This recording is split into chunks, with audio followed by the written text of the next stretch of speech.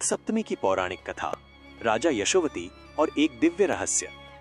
प्राचीन काल में काम्बोज देश में यशोवती नाम का एक अत्यंत प्रतापी राजा राज करता था।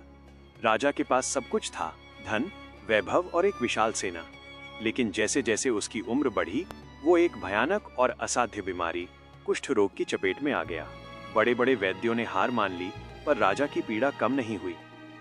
हार कर राजा एक त्रिकालदर्शी मुनि धर्मव्याध के पास गया और अपने कष्टों का कारण पूछा। मुनि ने अपनी दिव्य दृष्टि से राजा के पूर्व जन्म का एक गहरा रहस्य खोला। पूर्व जन्म का वह दृश्य। मुनि ने कहा, हे राजन, पिछले जन्म में तुम एक निर्धन व्यक्ति थे। तुमने कभी कोई बड़ा पाप तो नहीं किया, लेकिन कभी कोई पुण्य कर्म या दान भी नहीं किया। एक बार माघ शुक्ल सप्तमी के दिन तुमने एक भक्त को पूरी श्रद्धा से सूर्य देव की पूजा करते हुए देखा था। तुमने खुद तो पूजा नहीं की, लेकिन उस भक्त को पूजा की विधि बताते हुए और उस अनुष्ठान को बड़े ध्यान से देखते हुए तुम प्रसन्न हुए थे।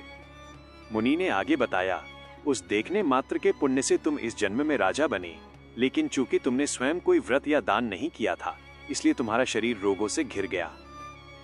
वह जादुई उपाय। मुनि की सलाह पर राजा यशोवती ने रथ सप्तमी के दिन सूर्योदय से पहले उठकर 7 अर्घ मदार जिलेडू के पत्तों को अपने शरीर के अंगों पर रखकर स्नान किया। उन्होंने सूर्य देव को अर्घ्य दिया और पूरे दिन निराहार रहकर उनकी स्तुति की। रहस्यमयी परिणाम। जैसे ही सूर्य की पहली किरणें राजा के शरीर पर पड़ी, उनका रोग ऐसे गायब हो गया जैसे अंधेरा रोशनी के आने पर गायब हो जाता है। राजा का शरीर सोने की तरह चमकने लगा। अगर आपको ये पौराणिक जानकारी पसंद आई हो तो हमारे वीडियो को लाइक करें और चैनल को सब्सक्राइब करना न भूलें।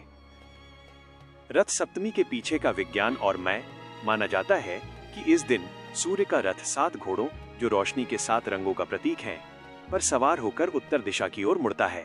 इस दिन ब्रह्मांड में एक विशेष प्रकार की ऊर्जा प्रवाहित होती है।